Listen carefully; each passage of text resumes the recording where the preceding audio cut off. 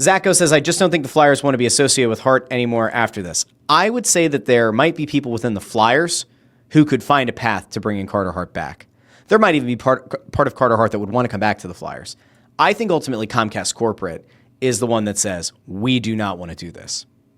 I would think that there's a higher likelihood that the big public company of Comcast, this massive, massive company, says, we do not want this no matter what. And again, I know there was a comment before that like big businesses figure out ways to kind of rationalize things all the time. This isn't a guy who has like a 945 save percentage, a guy who's like the one piece that's missing to take you to a Stanley Cup, or maybe you try to make a business case. But like again, Comcast Spectacor is one part of the Comcast corporate business.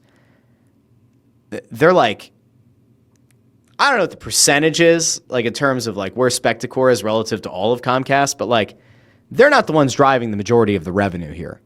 So like it's not even like you have a family owns the team and it's just that family and now they have to make the morality decision. Again, not to compare the cases, but I think I did an okay job before of doing this in a humane way. But like Jeffrey Lurie ultimately had to decide, do I want to bring Michael Vick in? There wasn't some gigantic corporate entity that Jeffrey Lurie was reporting to where it wasn't even his decision to make, right?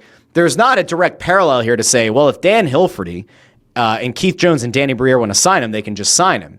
There's still like the giant Comcast. Brian Roberts ultimately from Comcast would have to make that determination.